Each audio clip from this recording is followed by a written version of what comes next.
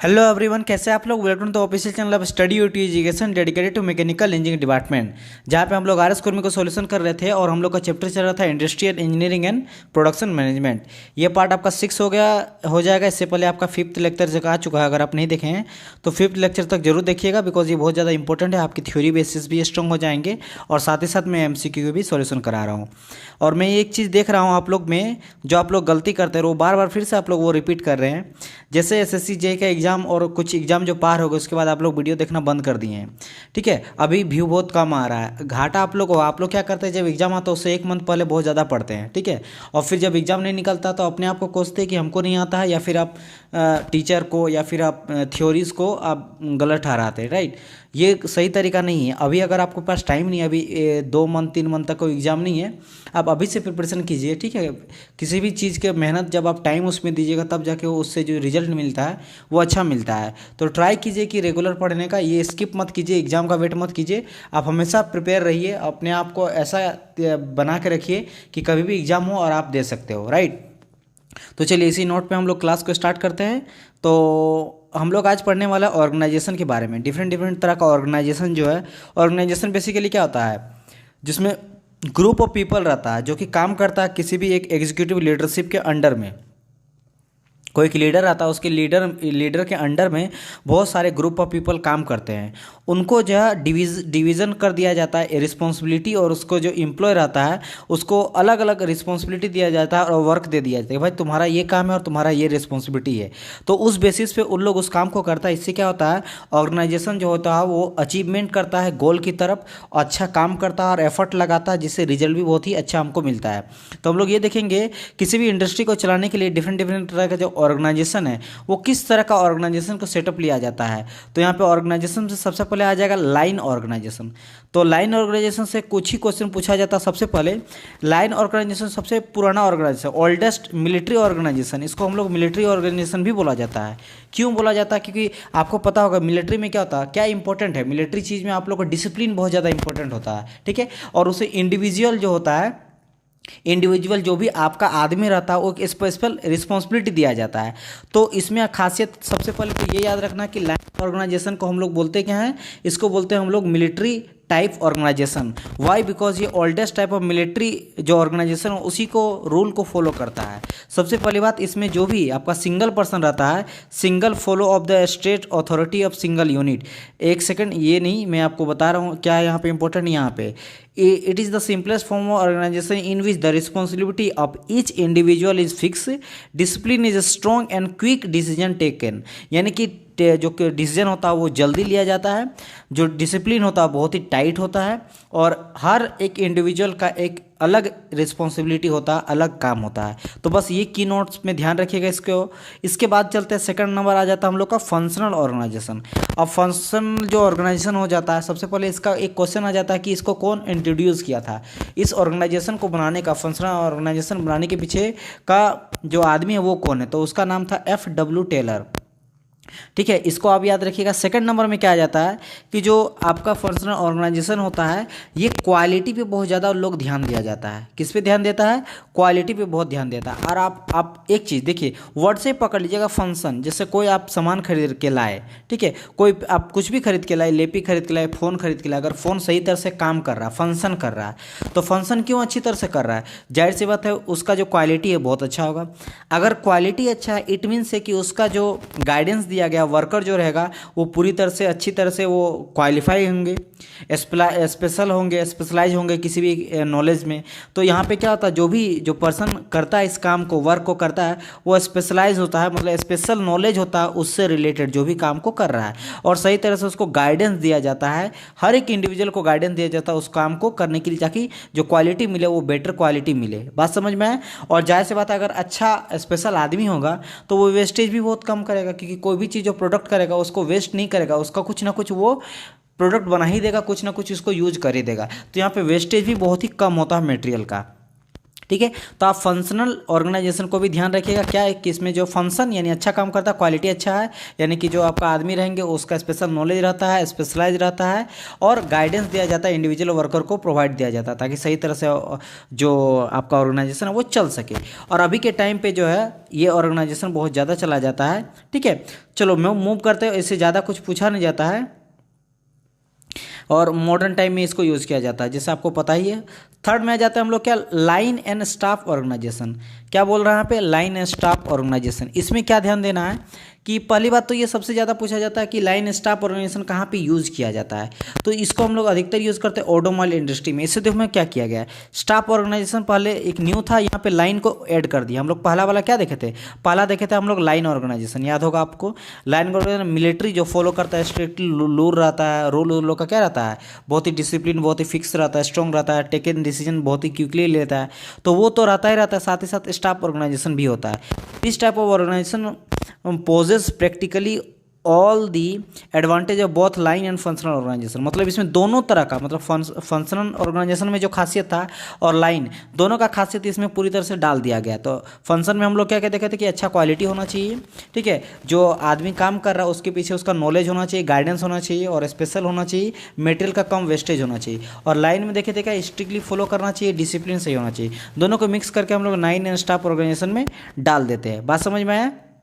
Okay इसमें क्या होता है, मेरा क्वालिटी तो अच्छा होता ही होता है, लेस वेस्टेज भी होता है जो कि मेरा फंक्शनल का था, और मेरा कम टाइम भी लगता है। समझ, इस तरह का चीज़ को हम लोग कहाँ यूज़ करते हैं, ऑटोमोबाइल इंडस्ट्री में यूज़ किया जाता है। कि ऑटोमोबाइल इंडस्ट्री क्या होता है, प्रोडक्शन बहुत हाई लेवल में चाहिए, प्रोडक्शन भी ज़्यादा अच्छा चाहिए, और जो आपका वर्कर रहते हैं वो लोग नॉलेज अच्छा खासा होना चाहिए, स्पेशल ट्रीटमेंट दिया जाना चाहिए। ट्रीटमेंट मीन्स गाइडेंस सही तरह से उन लोग का होना चाहिए, और साथ ही साथ क्विक डिसीजन भी होना चाहिए, और एक डिसिप्लिन भी सही तरह से होना चाहिए। तो सारा चीज़ को यहाँ डाल दिया जाता है। और फोर्थ नंबर में क्या आ जाता है, line staff and functional organisation. इसमें भी क्या किया जाता है, सबको मिक्स कर दिया जाता है। अब इससे अब सबसे इंपॉर्टेंट क्वेश्चन ये पूछा जाता है कि इस तरह का जो ऑर्गेनाइजेशन है वो कहाँ पे यूज़ किया जाता है, तो इसका यूज़ किया जाता है स्टील जो इंडस्ट्री होता है वहाँ पे इसका यूज़ किया जाता है। बस इससे रिलेटेड यही आपको पूछा जाएगा। अब आ जाते हैं हम लोग इन्वेंट्री कंट्रोल में। इन्वेंट्री कंट्रोल से पहले मैं आपको पहले ये बताना पड़ेगा आपको कि इन्वेंट्री कंट्रोल, इन्वेंट्री बेसिकली क्या होता है, स्टॉक इन हैंड, यानी कि जब भी हम लोग स्टॉक करके रखते हैं, जैसे होता है ना कि मुझे पता है कि एक वीक में कितना मेरा सेल होने वाला है, तो उस बेसिस पे हम जो स्टॉक करके रखते हैं अपना दुकान में एक वीक का सामान, एक वीक तक मेरा ख़त्म ना हो, उसी को बोलते हैं इन्वेंट्री। ठीक है, तो हम चलते हैं उससे रिलेटेड, यहाँ पे बहुत सारा इंपॉर्टेंट थ्योरी है, मैं बताऊँगा, फिर हम लोग आएंगे इसमें, राइट। ओके तो सबसे पहले बार टर्म आता है इन्वेंट्री। जैसे मैंने कहा है इन्वेंट्री मीन्स होता है स्टॉक इन हैंड, जितना हम हैंड में रखते हैं। हैंड में रखने का मतलब समझ रहे हैं ना, जितना, जैसे हम लोग को पता है कि भाई एक वीक तक हम, मेरा ऑर्डर जो है इतना है मेरे दुकान में सामान कि मैं एक वीक तक आराम से जो है सेल कर सकता और मेरा घटेगा नहीं, तो वही हो गया मेरा स्टॉक इन हैंड। ठीक है, अब ये क्या हो सकता है, स्टॉक इन हैंड क्या हो सकता है, रॉ मटेरियल भी हो सकता है मेरा। ठीक है, जो मेरा वर्क इन प्रोग्रेस, यानी कि वर्क जो मेरा चल रहा है उसमें भी पता चलेगा। वर्क प्रोग्रेस में भी तो रॉ मटेरियल का जरूरत पड़ता है, आपका लेबर का जरूरत पड़ता है, तो ये पता होना चाहिए कि एक सप्ताह तक मेरा इस सब चीज़ में कोई लॉस नहीं होगा। और सेमी फिनिश प्रोडक्ट, यानी कि जो प्रोडक्ट है वो सेमी फिनिश भी है, उसमें मेरा स्टॉक इन हैंड है, उसको भी लेके हम लोग चलते हैं। अब हम लोग कुछ डिफरेंट तरह का कॉस्ट यूज़ करते हैं इन्वेंट्री में, क्योंकि इन्वेंट्री में हम लोग ऑर्डर करते हैं ना सामान को, उसके बाद जो सामान को हम लोग मंगाते हैं तो उसका एक अलग चार्ज लगता है। अगर मुझे एक महीना तक रखना, एक वीक तक रखना है किसी सामान को, तो उसके लिए भी तो किसी रूम में रखना पड़ेगा, किसी घर में रखना पड़ेगा, तो उसका चार्ज मुझे देना पड़ेगा, वहाँ पे इलेक्ट्रिसिटी बिजली बिल देना पड़ेगा, वॉचमैन रखेंगे उसका पैसा देना पड़ेगा। तो ये डिफरेंट तरह का चीज़ें होते हैं, सारे का कॉस्ट हम लोग देखें। सबसे पहले आ जाता है हम लोग का purchasing cost. Purchase cost means क्या होता है, जो हम लोग परचेज करते हैं इन्वेंट्री के लिए, स्टॉक में रखने के लिए जो परचेज करते हैं, that is called our purchase cost. तो परचेज कॉस्ट निकलता कैसे है, purchase cost equal to number of unit into cost per unit, मतलब एक यूनिट का कितना कीमत है और कितना मंगाएं।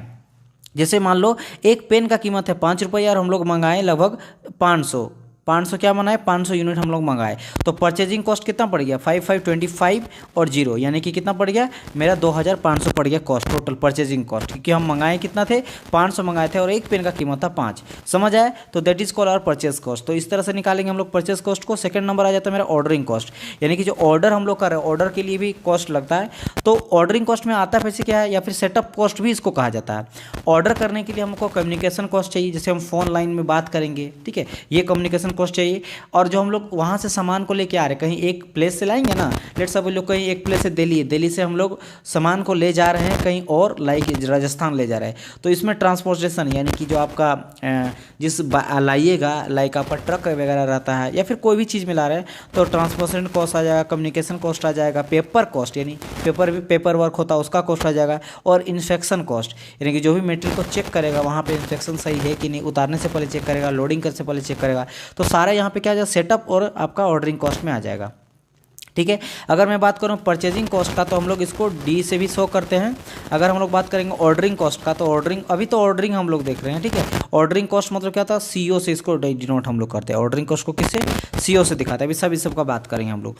फिर आ जाता है सेटअप कॉस्ट। देखो सेटअप कॉस्ट में वही वाला चीज़ बात की है कि सेटअप क्या होता है, इन्वेंट्री में हम लोग लाते हैं, तो उसके साथ उसको लाने के साथ उसमें जितना भी मेरा शेड्यूल कॉस्ट लगता है, चार्जिंग कॉस्ट लगता है, मटेरियल को लाने में ट्रांसपोर्टेशन कॉस्ट लगता है, और इसके अलावा टूल इक्विपमेंट का लगता है, ये सारा चीज़ को हम लोग ध्यान में रखते हैं। तो इसी तरह शेड्यूल कॉस्ट का भी हो जाएगा number of setup into cost per setup. एक सेटअप में कितना लगा और नंबर ऑफ कितना सेटअप किए, समझ आया कि नहीं। एक सेटअप में नहीं होता कि एक दुकान में हम इतना आइटम को रखें तो उसमें हमको कितना चार्ज लगा। तो मान लो कि हम यहाँ पे 50 रुपया लग रहा है कोई सामान को लोडिंग अनलोडिंग करने के लिए। लेट सपोज लो कोई वर्कर है, सामान को उठा के दुकान में रख दे रहा है, उसको 50 रुपया बोला कि एक दुकान में हम रख देंगे, इतना लेंगे। अब कितना सेटअप हम करेंगे, तो 50 दुकान है, 50 दुकान में हमको रखना, तो 50 इंटू 50 कर देंगे तो 25 हो जाएगा, 00। यहाँ भी मुझे इतना पैसा लग गया, तो ये हो गया मेरा सेटअप कॉस्ट, राइट। अब हम लोग नेक्स्ट मूव करते हैं। फिर हम लोग देखेंगे अब होल्डिंग कॉस्ट। होल्डिंग कॉस्ट क्या होता है, होल्डिंग कॉस्ट, चलो मेरा दुकान तक तो अब मटेरियल आ गया, दुकान में रह गया, अब दुकान में जो रहेगा उसको हम लोग होल्डिंग के साथ साथ इसको केयरिंग भी बोलेंगे। यानी कि उसको जो हम लोग क्या इन्वेंट्री का बात करें अभी हम लोग, इन्वेंट्री मतलब स्टॉक इन हैंड, यानी कि कितना दिन तक रखते हैं, एक महीना के लिए। कुछ ऐसा सामान हो जाए जिसको हम लोग 6 महीना तक रख सकते हैं, जैसे पेन हो गया, वॉच हो गया, बुक हो गया, ये सब को हम लोग बहुत टाइम तक रख सकते हैं।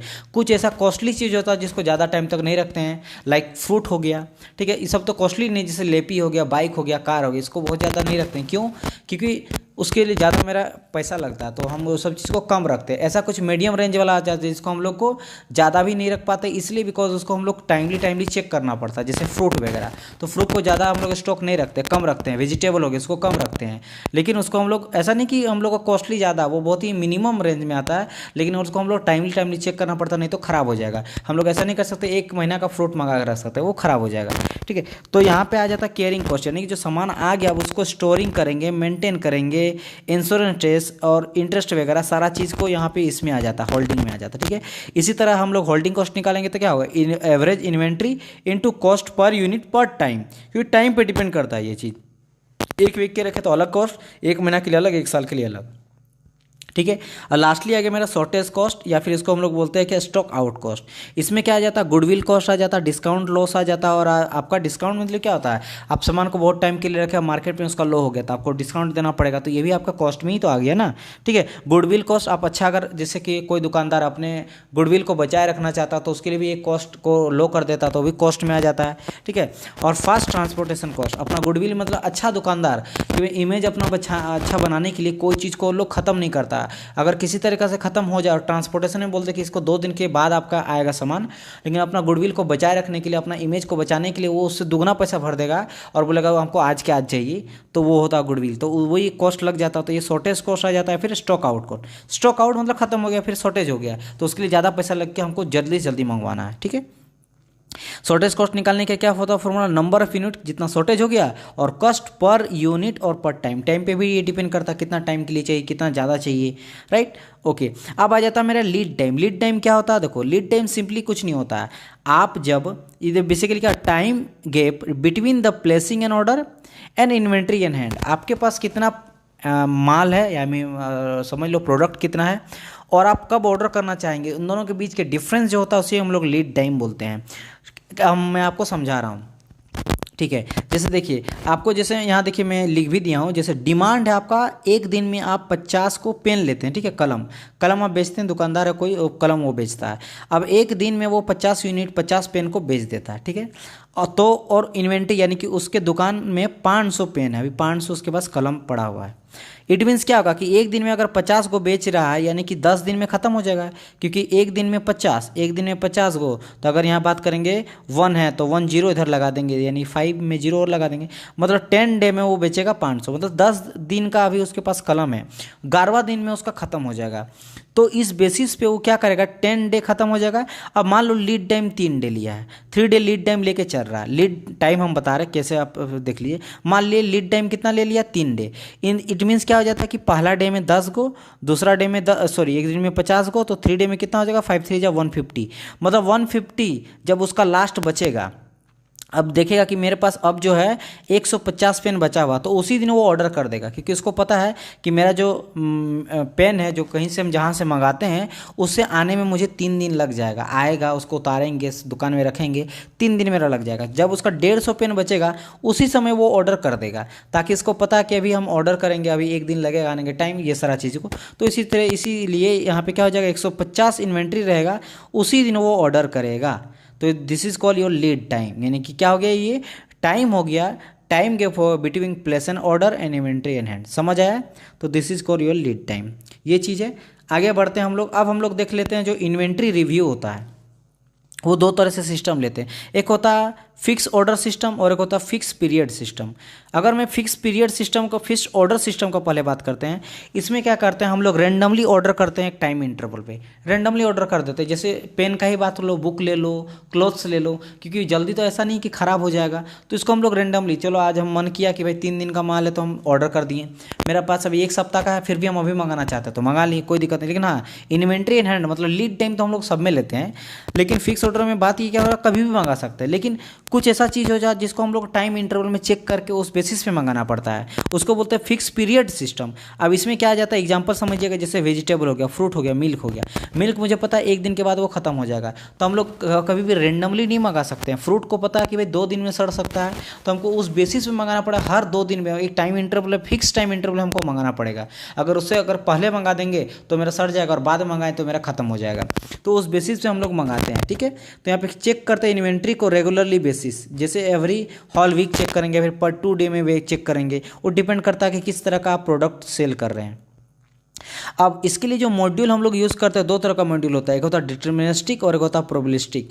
हम लोग जो पढ़ेंगे वो होता है डिटर्मिनिस्टिक, जो पूछा जाता है, ठीक है, जिसमें लीड टाइम मेरा फिक्स रहता है। लीड टाइम कहने का मतलब कि भाई हर 1 वीक में हमको ऑर्डर करना है तो करना है, वो हमको एकदम फिक्स रहेगा मेरा लीड टाइम। और डिमांड भी मेरा फिक्स है कि मेरा 1 वीक में इतना सेल होता है तो इतना होता है, ठीक है, वो डिमांड भी मेरा फिक्स रहता है, लीड टाइम भी मेरा फिक्स होता है। अब नोटेशन देख लेते हैं, नोटेशन क्या क्या यूज़ करते हैं, डी हो जाता है डिमांड, यानी जितना हम लोग डिमांड करेंगे पर साल। तो या अब यहाँ इसमें क्या क्या ध्यान रखना बाबू, देखो ध्यान रखना, इसका यूनिट ध्यान रखना है। डिमांड हम लोग पर ईयर लेते हैं, मतलब 1 साल में जैसे कार बेच रहे तो 1 साल में मैं 500 कार को सेल करता हूँ, तो यानी यूनिट 500 कार पर ईयर, ठीक है। तो जब भी डिमांड आपका मंथ में दिया रहेगा ना, 50, मान लो कोई देगा कि 50 कार पर मंथ, तो आपको ईयर में कन्वर्ट करने के लिए 12 से मल्टीप्लाई कर दिएगा, तो ये हो गया आपका डिमांड पर ईयर, ठीक है, यूनिट पर ईयर। तो डिमांड हो गया। अब आ जाता है मेरा क्यू। क्यू क्या होता है, quantity to be order in 1 order, और ये पर यूनिट होता है, यूनिट पर ऑर्डर। एक ऑर्डर में कितना मंगा रहे हैं उसको हम लोग बोलते हैं क्यू, यानी क्वांटिटी एक ऑर्डर में कितना हम लोग मंगाएं। जैसे अब एक ऑर्डर में 50 मंगा लिए आप कार, तो वो हो गया क्वांटिटी जो आप एक ऑर्डर में मंगाए। अब हो सकता है आप 1 महीना में 10 बार मंगा रहे हो, या फिर साल के बेसिस में मंगा रहे हो, तो साल में कितना हो जाएगा, आप साल में मंगा रहे हो 100 बार मंगा रहे हो, तो वो आपका डिपेंड करता है। एन क्या हो जाता है, number of order in a year, यानी कि क्यू से ही निकलेगा, क्यू से ही निकलेगा ना, कि क्यू एक ऑर्डर का है, और इसमें क्या बता रहा है, N number of order in a year, ये 1 ईयर में निकालेंगे। ये कैसे हो जाता है, मैं लेट समझ लो कि हम लोग जो ऑर्डर कर रहे हैं वो 60 ऑर्डर करते हैं। कितना ऑर्डर कर रहे हैं, 60 एनुअली, हम लोग 60 को हम लोग को चाहिए होता है कार, ठीक है। और हम लोग 6 बार ऑर्डर किए, कितना बार ऑर्डर किए, 6 बार ऑर्डर किए, तो 60 कार मंगाने हैं और हम लोग 6 बार ऑर्डर किए, तो हमको कैसे पता चलेगा नंबर ऑफ ऑर्डर, यानी कि 6 बार अगर मंगा रहे हैं तो यहाँ से अगर काटेंगे तो 10 हो जाएगा। बात समझ में आएगी। क्यू मेरा क्या है, quantity to be order, quantity to be order in 1 order, एक ऑर्डर में कितना मंगा रहे हैं। तो हम लोग यहाँ पे क्या देखेंगे भाई कि टोटल मेरा 60 था डिमांड, मुझे 60 चाहिए था, और 6 क्वांटिटी टू बी ऑर्डर, मतलब 6 कार एक बार में मंगा रहे हैं। इट मीन्स क्या होगा, कि हर हम लोग 10 बार एक साल में मंगा रहे हैं, मतलब एक बार 10 आइटम मंगाए कार, फिर 10, फिर 10, फिर 10, फिर 10, फिर 10, 6 बार 10, यानी कि 6 बार अगर हम लोग मंगाएंगे 10-10 करके तो मेरा 60 टोटल डिमांड पूरा हो जाएगा। मतलब 6 क्या निकला, 6 मेरा निकला कि भाई एक बार में कितना कार को मंगा रहे हैं, और एक साल में कितना मंगाए तो 10 बार मंगाए 6 करके, तो वो चीज़ हो गया। तो यहाँ से n इक्वल टू क्या हो जाएगा मेरा, डिमांड अपन कितना एक क्वांटिटी एक बार में कितना ऑर्डर कर रहे हैं, इसको भी ध्यान रखिएगा, बहुत इंपॉर्टेंट है फॉर्मूला। ठीक है, टी क्या हो जाता है, टाइम हो जाता है ऑफ वन इन्वेंट्री साइकिल, या फिर देख सकते हो time gave different the two successive order के बीच का जो डिफरेंस हो जाता है वो हो जाता है, और ये हो जाता है inversely of the number of order in a year unit per year, यानी कि जो भी हम लोग टाइम लेते हैं वो मेरा क्या हो जाता है, इन्वर्सली हो जाता है किसके, नंबर ऑफ ऑर्डर के। ठीक है, ओके, अब हम लोग कुछ कॉस्ट देख लेते हैं। सबसे पहले जो होता है परचेजिंग कॉस्ट ऑफ परचेजिंग, जो रुपीज़ पर यूनिट होता है। ठीक है, मतलब एक ऑर्डर, एक परचेज, एक यूनिट का, एक पेन का कितना लगा, फिर एक कार का कितना कॉस्ट लगा, तो उसको हम लोग बोलते हैं परचेजिंग कॉस्ट, सी से डिनोट करते हैं। फिर आ जाता है मेरा सी, और यहाँ ये कॉस्ट ऑफ द ऑर्डरिंग, यानी कि CO, यानी ऑर्डरिंग कॉस्ट, ये CO है। ऑर्डरिंग कॉस्ट से CS क्या है मेरा, H फॉर होल्डिंग कॉस्ट, जिसको हम लोग होल्डिंग कॉस्ट बोलते हैं, या फिर आपको स्टॉक कॉस्ट बोल देते हैं, तो ये हो जाता है CH। सारा मेरा क्या होता है, यूनिट पर ईयर होता है, सब हम लोग पर ईयर लेते हैं। और जो आपका ऑर्डरिंग कॉस्ट होता है पर ऑर्डर, यानी एक ऑर्डर में कितना मंगा रहे हैं, और जो आपका परचेजिंग कॉस्ट होता है वो हम लोग यूनिट मिलता है, पर यूनिट। ठीक है, तो इसमें हम लोग क्या ईयर में लेते हैं, ये याद रखना, होल्डिंग कॉस्ट ईयर में। अगर मंथली दिया रहा है तो उसको हम लोग कन्वर्ट कर देंगे किस में, ईयरली में। न्यूमेरिकल में सॉल्व करा देंगे, डोंट वरी। अब आ जाता है मेरा EOQ मोड। अब EOQ मोड होता क्या, पहले आपको ये समझना कि EOQ सर होता क्या है, क्यों यूज़ करते हैं। EOQ का फुल फॉर्म क्या होता है, इकोनॉमिक ऑर्डर क्वांटिटी। अब EOQ इज़ द आइडियल, एक आइडियल ऑर्डर होता है quantity. EOQ is the ideal order quantity of a company should purchase to minimum inventory cost such as holding cost, shortage cost और ordering cost. यानी कि कोई भी जो कंपनी है वो EOQ इसलिए सेटअप करता है कि उसमें उसका कम से कम कॉस्ट लगे। और कॉस्ट क्या होगा, जैसे आपका ऑर्डर हो गया, ऑर्डरिंग कॉस्ट करते हैं हम लोग, परचेजिंग कॉस्ट करते हैं, होल्डिंग कॉस्ट लेते हैं, ये सब मेरा कम करने के लिए ऐसा हम लोग ट्राई करते हैं कि मेरा को कम से कम मेरा होल्डिंग कॉस्ट मिलेगा। क्योंकि देखो, अगर मान लो हम ज़्यादा सामान को मंगा लिए, ढेर सारा सामान मंगा लिए, तो ढेर सारा सामान में तो ज़्यादा मुझे घर बड़ा लेना पड़ेगा, उसके लिए होल्डिंग कॉस्ट ज़्यादा लगेगा, इलेक्ट्रिसिटी लगेगा, उसका मेंटेनेंस ज़्यादा लग जाएगा। अगर हम लोग कम मंगाएंगे तो ट्रांसपोर्टेशन में, अगर मान लो हम दिल्ली से मंगा रहे हैं राजस्थान के लिए, जैसे मैं एग्जांपल ले लिया, या फिर मान लो दिल्ली से जा रहा है हम लोग, कोई जा रहे साउथ में जाके तमिलनाडु तरफ ले जा रहे हैं, अब वहाँ से हम लोग जो बहुत ही कम प्रोडक्ट को मंगा रहे हैं, तो मेरा ट्रांसपोर्टेशन कॉस्ट ज़्यादा बढ़ जाएगा। तो भाई उतना दूर से मंगा रहे हैं तो हम लोग ज़्यादा मंगाएंगे, तो हम लोग इस दोनों में बैलेंस देखना कि भाई कम मंगाएंगे तो मेरा ट्रांसपोर्टेशन कॉस्ट ज़्यादा लग जाएगा, होल्डिंग कॉस्ट भले कम बच जाएगा। और अगर हम लोग होल्डिंग कॉस्ट को बचाने के लिए ज़्यादा प्रोडक्ट को मंगा लेते हैं, तो ज़्यादा प्रोडक्ट अगर मंगा रहे हैं तो ट्रांसपोर्टेशन तो कॉस्ट मेरा घट जाएगा। ठीक है, ट्रांसपोर्टेशन घट जाएगा। सही, देखो एक बड़ा सा आपका ट्रक आ रहा है, ट्रक में अगर आप मान लो पेन मंगाए, तो पेन का 4 डिब्बा मंगाएंगे या फिर पेन का 100 डिब्बा मंगाएंगे, वो तो उतना ही तेल लेगा ही, उतना भाड़ा लेगा ही लेगा। तो आप सोचिएगा ना, ज़्यादा ज़्यादा मंगाएंगे, लेकिन आपको ये भी ध्यान रखना कि होल्डिंग कॉस्ट ना मेरा बढ़ जाए, वहाँ लाने के बाद हमको 1 महीना रखेंगे भी तो ना। तो इन दोनों के में बैलेंस कौन बनाता है, मेरा EOQ। इसीलिए EOQ हम लोग करते हैं, इकोनॉमिक ऑर्डर क्वान्टिटी। मतलब ऑर्डर भी ऐसा करेंगे जिससे मेरा होल्डिंग कॉस्ट और आपका शॉर्टेज कॉस्ट, ऑर्डरिंग कॉस्ट मेरा कम से कम हो। समझ आए।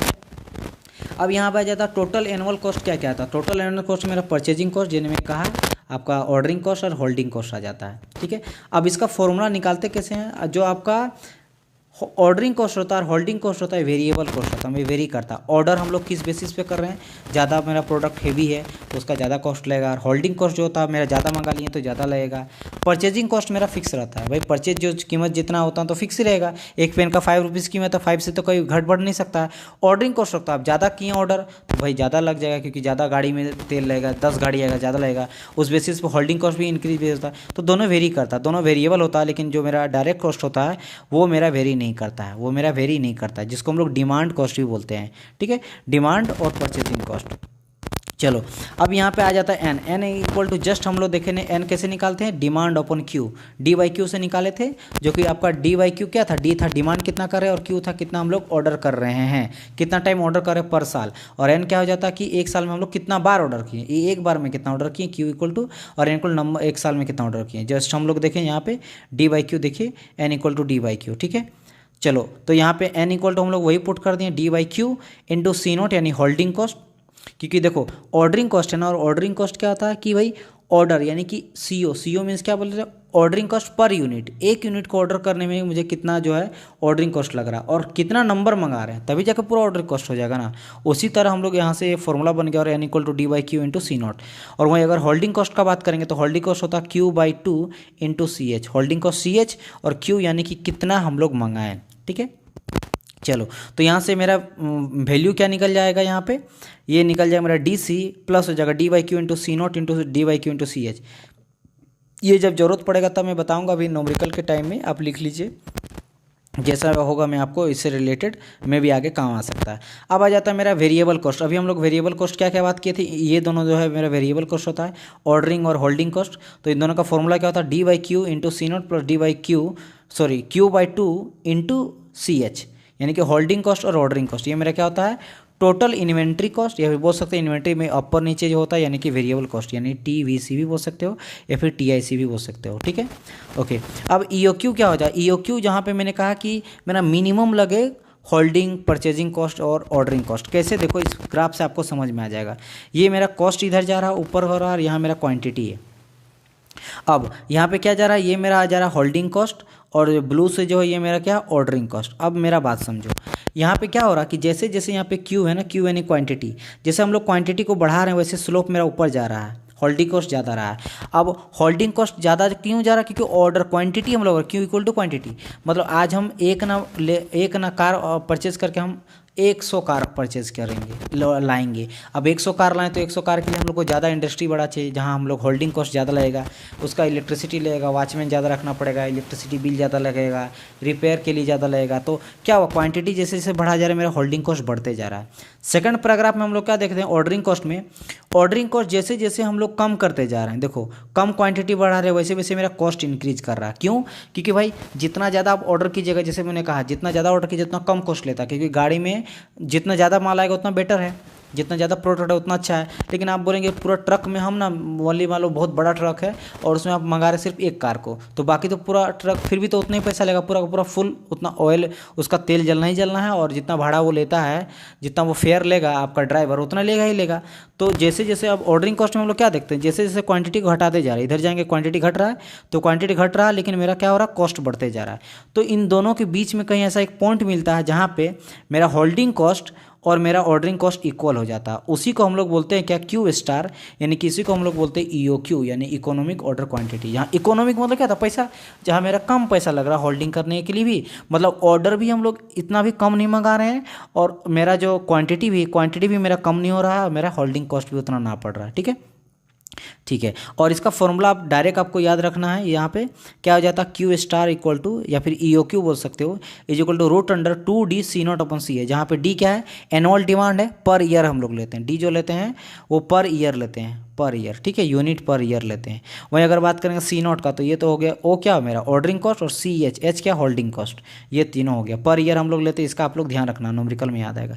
इकोनॉमिक ऑर्डर क्वांटिटी यही हो गया। ठीक है, और हम लोग को पता है TIC, यानी कि आपका जो टोटल इन्वेंट्री कॉस्ट होता है वो क्या होता है, यानी variable cost, ordering cost plus holding cost, जो हम लोग देखे थे D बाई क्यू होता है आपका into C not plus D by Q divide by 2 into C not, ये हो गया टोटल इकोनॉमी इन्वेंट्री कॉस्ट। ठीक है, आगे आ जाता है, आगे हम लोग देख लेते हैं थोड़ा न्यूमेरिकल किस तरह का आपसे पूछा जाता है। देखो यहाँ पे क्या बोला गया, in the basic EOQ model, यानी कि इकोनॉमिक ऑर्डर क्वांटिटी का बात करें, मतलब हम लोग ऐसा ऑर्डर करेंगे जहाँ पे होल्डिंग कॉस्ट मेरा इक्वल है, साथ ही साथ किसके साथ साथ मेरा ऑर्डरिंग कॉस्ट और होल्डिंग कॉस्ट दोनों मेरा इक्वल है। Okay, if the model the demand is 60 per month. अब हम लोग बोले थे कि डिमांड जो सर ईयर में हम लोग लेते हैं, तो सबसे पहले यहाँ मंथ दिया, 12 से इंटू करके डिमांड को कन्वर्ट कर देंगे ईयर में, तो क्यू D इक्वल टू क्या जाएगा, 60 पर मंथ इंटू 12 कर देंगे, मतलब 60 इंटू 12, तो हो गया मेरा डिमांड पर ईयर में। चलो आगे बढ़ते हैं, ऑर्डरिंग ₹12 पर ऑर्डर, यानी कि ऑर्डरिंग कॉस्ट दिया है कि एक कॉस्ट ऑर्डर करने मेरा 12 रुपया लग रहा है, तो पर ऑर्डर ही होता तो सही है। C नॉट इक्वल टू कितना हो गया मेरा 12 पर ऑर्डर। चलो आगे क्या बोला है, holding cost is 10 rupees per unit per month, और होल्डिंग कॉस्ट भी हम लोग कैसे लेते हैं, आपका ईयर में लेते हैं। मैंने बताया था ये भी आपका ईयरली होता होल्डिंग कॉस्ट। तो यहाँ क्या करेंगे, CH 10 पर यूनिट के हिसाब से पर मंथ ले रहा है, तो हम लोग कन्वर्ट करेंगे 12 से, इंटू कर देंगे मंथ को ईयर में, तो 12 से कर देंगे, 10 इंटू 12 यानी कि 120 हो गया यहाँ पे होल्डिंग कॉस्ट, 12 हो गया ऑर्डरिंग कॉस्ट, और डिमांड हो गया इतना। तो EOQ मॉडल, यानी कि हम लोग देखेंगे EOQ कितना हो रहा है मेरा, कितना हम लोग ऑर्डर करेंगे क्वांटिटी, उसके लिए क्या EOQ हम लोग पता है रूट अंडर 2D C0/CH। तो यहाँ पे ऑर्डरिंग कॉस्ट कितना हो गया 60 × 12 करेंगे, और कैरिंग कॉस्ट कितना हो गया था मेरा, आपका ऑर्डरिंग कॉस्ट हो गया था 12 डिवाइड बाई 10 × 12। तो बस सिंपल इसको हम लोग काटेंगे, 12 से 12 कटा, 0 से 0 कटा, इसको हम लोग करेंगे 12 6 जा इंटू 2 तो करेंगे तो यहाँ पे 17 × 2 यानी रूट अंडर 144 यानी कि 12, यानी कि 12 अगर हम लोग ऑर्डर करते हैं तो यहाँ पे मेरा होल्डिंग कॉस्ट और अब कैरिंग कॉस्ट दोनों मेरा क्या हो जाता है, ऑर्डरिंग कॉस्ट दोनों मेरा सेम हो जाता है, होल्डिंग कॉस्ट और ऑर्डरिंग कॉस्ट। ठीक है, चलो ये हो गया क्वेश्चन। और कैसा क्वेश्चन पूछा जाता है मैं 3-4 बता देखिए। ये RRB मुंबई में पूछा गया था, JEE और AE दोनों में पूछा गया है। इसमें क्या बोला, एनुअल डिमांड। तो इसमें ध्यान क्या रखना, डिमांड सर हम लोग ईयर में लेते हैं, और आपका जो आपका होल्डिंग कॉस्ट है वो भी आपका ईयर में लेते हैं, बस यही ध्यान रखना है। बाकी आपका कैरिंग कॉस्ट पर यूनिट लेते हैं, और आपका जो होल्डिंग कॉस्ट है वो ऑर्डर में लेते हैं, बस यही। डिमांड और होल्डिंग कॉस्ट दोनों ईयर में लेते हैं, मंथ में रहता है कन्वर्ट कर देंगे। देखो इसमें क्या है, annual demand for a product costing is इतना, यानी कि यहाँ पे क्या दिया है पर ईयर। ठीक है, पर पीस दिया, ओके पर पीस दिया इज 900 रुपीज़। चलो तो सबसे पहले यहाँ पे क्या है, annual demand of A product costing, यानी कि यहाँ पे कॉस्ट दिया है, यानी प्रोडक्ट कॉस्ट दिया है, कैरिंग कॉस्ट दिया है। तो ये 100 पर एक कॉस्ट का कैरिंग कॉस्ट ले रहा है, तो सी का वैल्यू दे दिया कैरिंग कॉस्ट। और यहाँ पर एनुअल डिमांड, यानी डिमांड कितना 900 डिमांड है, तो 900 क्या हो जाएगा, यहाँ पे मेरा डिमांड है पर ईयर मेरा है, पर ईयर दिया गया है। चलो बढ़िया है, यहाँ पे दिया गया एनुअल यानी पर साल ही होता है ना, एनुअल मीन्स ईयर ही होता है। तो 900 मेरा निकल गया यहाँ पे डिमांड, और कैरिंग कॉस्ट निकल गया 100। अब देख लेते हैं आगे क्या बोल रखा है, the ordering cost per order is 100, यानी ऑर्डरिंग कॉस्ट दिया है 100, पर ऑर्डर होता है तो पर ऑर्डर निकाल देते हैं। एंड इन्वेंट्री होल्डिंग कॉस्ट, यानी होल्डिंग कॉस्ट कितना है, ₹2 बोला है पर यूनिट पर ईयर, यानी कि भी साल में दिया, कुछ कन्वर्ट नहीं करेंगे। तो यहाँ पे होल्डिंग कॉस्ट निकल गया ₹2 ले रहा है, ऑर्डरिंग कॉस्ट एक ऑर्डर का ₹100 लिया जा रहा है, कैरिंग कॉस्ट जो है वो 100 है, और 900 मेरा डिमांड है पर साल में। तो हम लोग सिंपल जो इकोनॉमिक लॉट साइज, तो इकोनॉमिक लॉट साइड हम लोग निकालते हैं हम लोग EOQ में, मतलब ज़्यादा ऑर्डर करेंगे लेकिन इकोनॉमिक बेसिस पे मेरा लॉस वगैरह ना हो। तो EOQ हम लोग को पता है, या फिर Q star root under 2D C0/CH। तो डिमांड मेरा 900 है, कैरिंग का 100 है, डिवाइड 2 करेंगे, 2 से 2 कटेगा, 9 × 9 4 0 हो जाएगा। तो जब यहाँ से मेरा हमको पता रूट अंडर हटेगा 1 2 3 4 रूट अंडर हटेगा तो 2 0 खत्म होगा और 3 आ जाएगा, यानी 3 इज़ द करेक्ट आंसर। ठीक है, सेम देखो वही क्वेश्चन और एक पूछा गया यहाँ पे, ये गोरखपुर में पूछा गया RRB JEE में। In the basis EOQ model the demand is 60 per month, 60 demand per month में ईयर में कन्वर्ट करेंगे 60 × 12। और यहाँ पे ऑर्डरिंग कॉस्ट 12 दिया, तो ऑर्डरिंग कॉस्ट 12 पर ऑर्डर। होल्डिंग कॉस्ट कितना दिया यहाँ पे 10 रुपीज़ पर मंथ, तो पर मंथ को फिर ईयर में कन्वर्ट करेंगे, 10 × 12 हो जाएगा आपका होल्डिंग कॉस्ट। बस यहाँ पे वैल्यू पुट कर दो और गेट द आंसर। सिंपली यहाँ पे वैल्यू पुट कर देंगे, 2 × 6 = 12, 12 से 12 कटा, 0 0 कटा, यह आपका 12 आ जाएगा। ठीक है, राइट, ओके। फिर देखो यहाँ पे और कैसा क्वेश्चन पूछा गया है, इन द EOQ मॉडल, ये आपका SSC JEE का प्रीवियस में पूछा गया था। In the EOQ model if the unit ordering cost is double the EOQ, अगर हम लोग ऑर्डरिंग कॉस्ट को दुगना कर दें तो EOQ क्या हो, ऑर्डरिंग कॉस्ट क्या था CO, इसी को हम लोग ऑर्डरिंग कॉस्ट बोलते हैं, इसको दुगना कर देंगे तो सिंपल ये हम लोग क्या देखेंगे, ये मेरा रूट फॉर्मूला तो पता है 2D C0/CH होता है। तो जो भी मेरा जो कैरिंग कॉस्ट था वो दुगना कर देंगे, ऑर्डरिंग कॉस्ट दुगना मतलब 2 × CD C0 कर देंगे।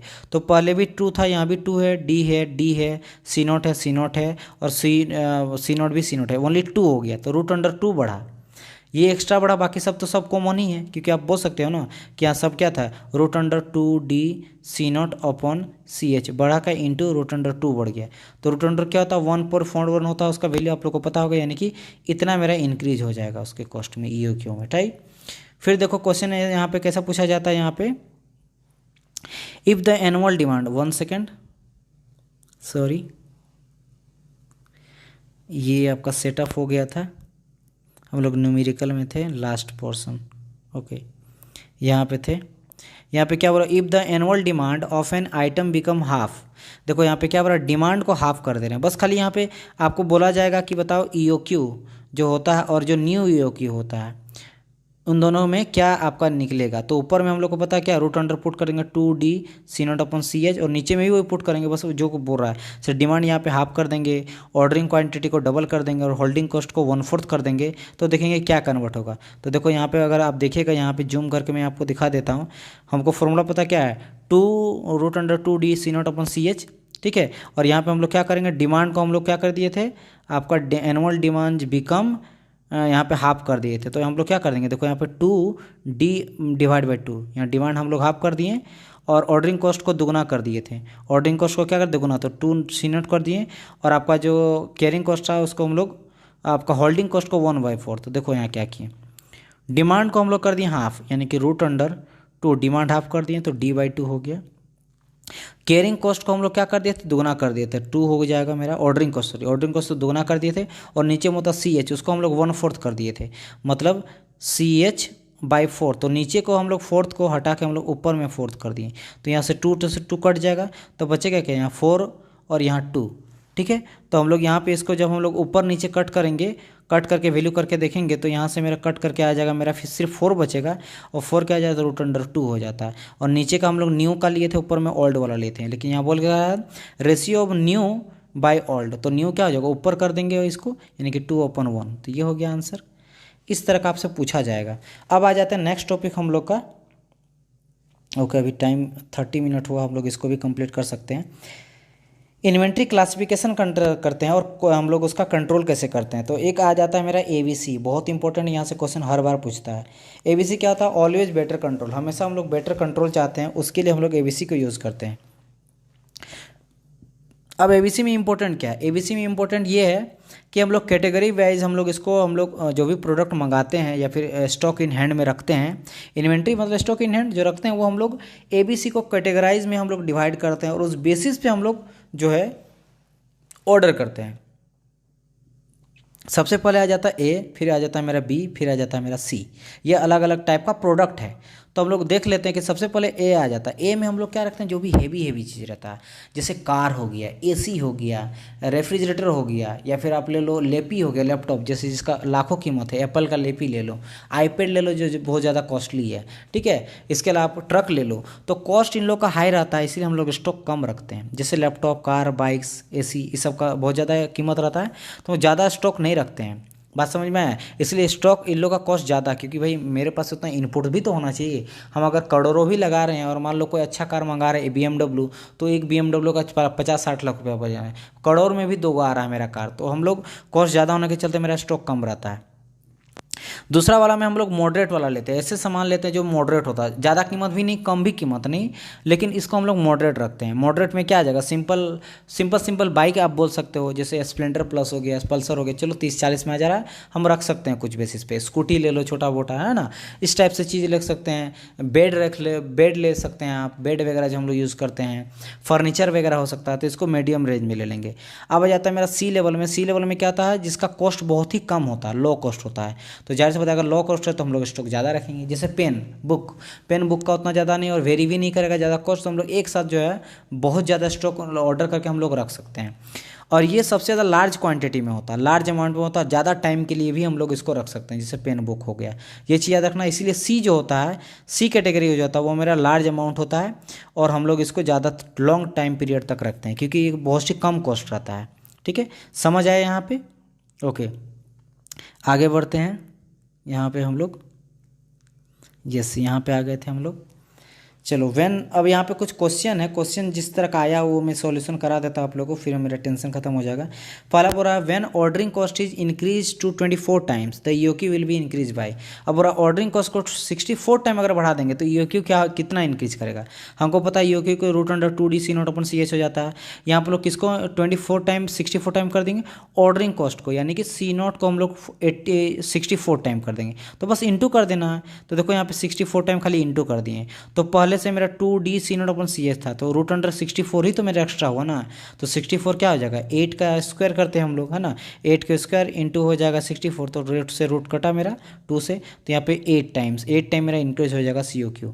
फिर क्वेश्चन कैसा पूछा गया यहाँ पे, ये आपका इसरो का क्वेश्चन था, in inventory control the economic order quantity EOQ is, तो ये हो जाता है optimum lot size. Optimum lot size हम लोग ऑर्डर करते हैं, ठीक है, ऑप्टिमम लॉट साइज ऑर्डर करते हैं, इसको भी ध्यान रखना। ऑप्टिमम में क्या होता है, एक सही तरह का ऑर्डर करना, और लॉट साइज में मतलब ना तो मेरा लॉस हो ना घाटा हो, लेकिन हमको ज़्यादा अमाउंट मंगाना, तो EOQ हम लोग फॉलो करते हैं। फिर क्वेश्चन पूछा गया था कि ABC classification system of A inventory management dash group item have the low value. तो लो में कौन रखेगा, ऑब्जेक्टिव लो हम लोग सबसे ऑर्डर कौन सा करते हैं, ए वाले को सबसे कम करते हैं क्योंकि इसका कॉस्ट ज़्यादा मेरा होता है। ABC एनालिसिस डील्स विथ, किसके साथ डील्स होता है, तो ये मेरा जो आपका इन्वेंट्री होता है यानी कि कंट्रोल इन्वेंट्री कॉस्ट मनी के साथ डील करता है। ठीक है, आगे बढ़ते हैं। यहाँ पे बोला कि इन ABC analysis the inventory control A item have, तो ए ज़्यादा कॉस्ट था ना, ये बहुत ही हायर कॉस्ट का होता है। राइट, मूव करते हैं नेक्स्ट क्वेश्चन पे। तो यहीं तक हम लोग का था, अब हम लोग चलेंगे बुक में। तो यहाँ पे देखिए वही इन्वेंट्री कंट्रोल के बारे में दिखा गया था कि हम लोग कौन कौन सा इंपॉर्टेंट फंक्शन है इन्वेंट्री में से have to good stock control system, यानी कि सही तरह से स्टॉक हम लोग को होना चाहिए और सही टेक्निक रिस्पॉन्सिबिलिटी मटेरियल का होना चाहिए और to run the store efficiently, ताकि जो है सही तरह से मेरा स्टोर जो है वो चल सके। और यहाँ पे EOQ जो निकाला है यानी कि क्यू नॉट बोल रहा है, फिर EOQ जो अभी मैंने कहा था वो क्या था, √2DC0/CH। तो यहाँ पे जो है ए आपका ये C0 ऑर्डर का जो ऑर्डरिंग कॉस्ट होता है वो आपका यहाँ पे P दिया गया है और CH को होल्डिंग कॉस्ट को यहाँ पे C दिया गया है और जो डिमांड को A बोला गया है। ठीक है, तो बस इसका वेरी है, बाकी सेम का सेम है। तो चलते हैं हम लोग क्वेश्चन पे। तो हम लोग 95 तक देख लिए थे, क्वेश्चन 96 से bar chart is suitable for. देखो पहली बात तो बार चार्ट होता क्या ये जान लो, बार बोल लो चार्ट, बार या फिर ग्राफ दोनों हम लोग रिप्रेजेंट करता है कैटेगोरियल डाटा।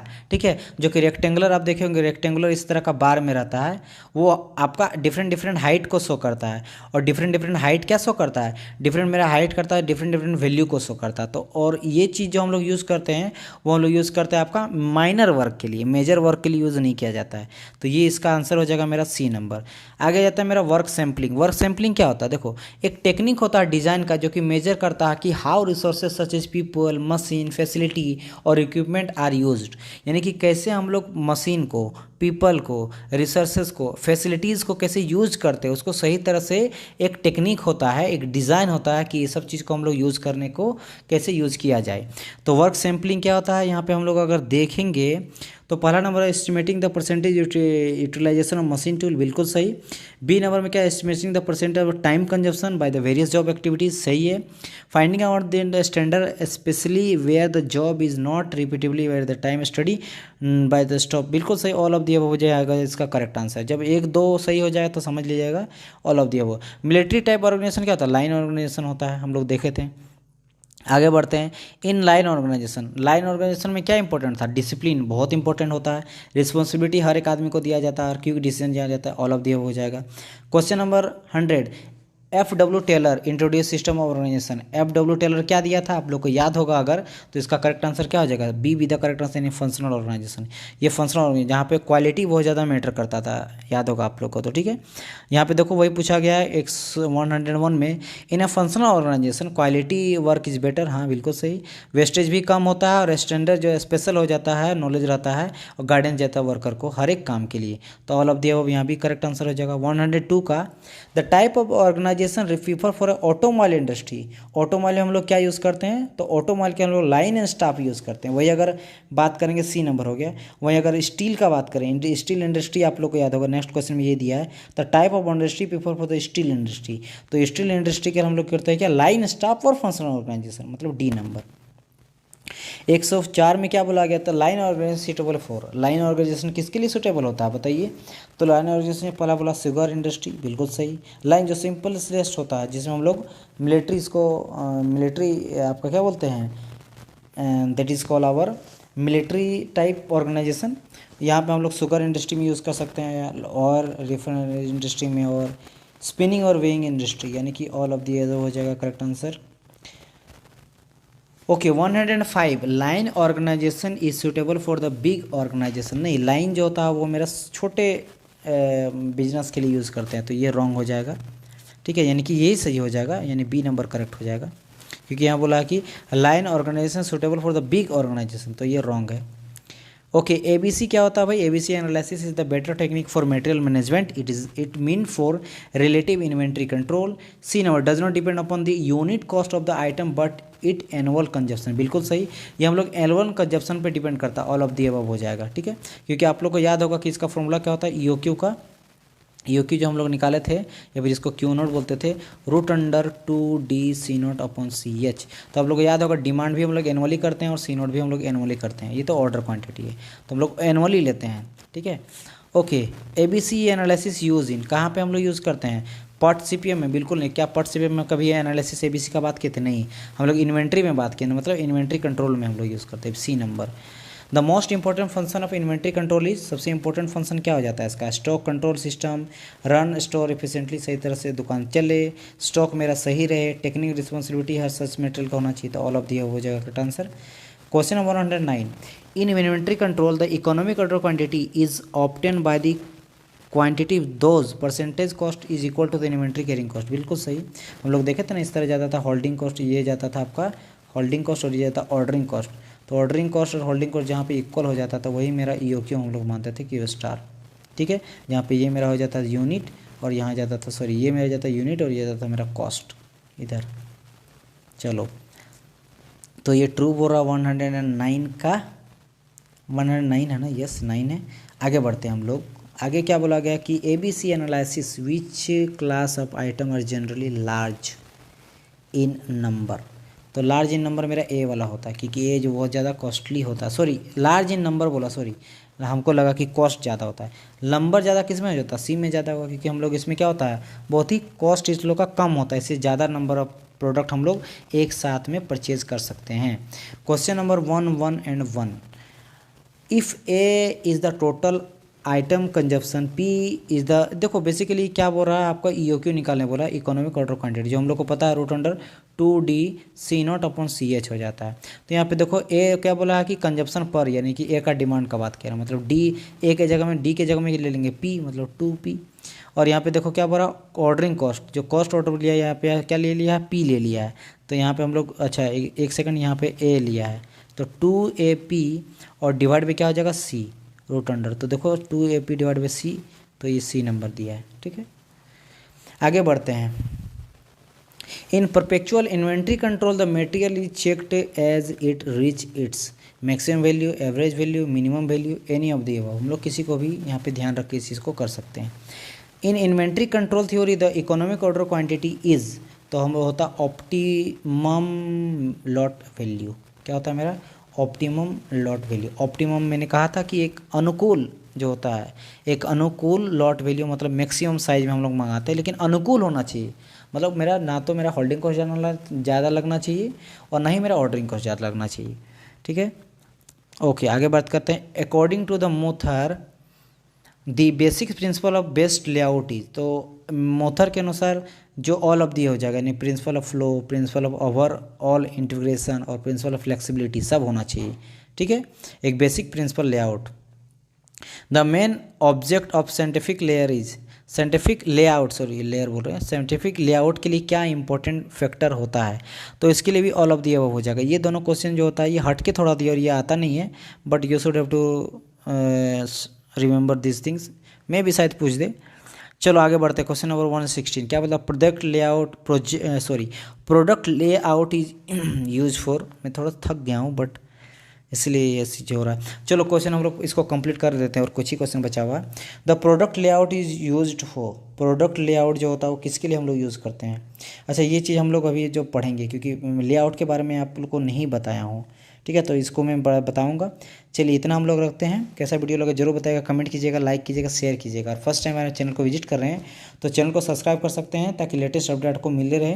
और आरके जन को परचेस करना रहेगा तो नीचे में आपको डिस्क्रिप्शन में लिंक दिया है, आप उससे मुझे बात करके ऑर्डर कर सकते हैं और परचेस कर सकते हैं। वहाँ पर थ्योरी प्लस डेरिवेशन और कंप्लीट मैकेनिकल सिलेबस को भी कंप्लीट कराया गया है, ठीक है। व्हाट्सअप और टेलीग्राम का भी लिंक है, व्हाट्सअप से जुड़कर क्वेश्चन डिस्कशन कर सकते हैं। वहाँ बहुत सारे स्टूडेंट है, बहुत सारे ग्रुप है, कोई डाउट होगा वहाँ पे आप पूछ सकते हैं। टेलीग्राम में आपको PDF वगैरह मिल जाता है। मिलते हैं नेक्स्ट वीडियो में, तब तक के लिए good bye, God bless you.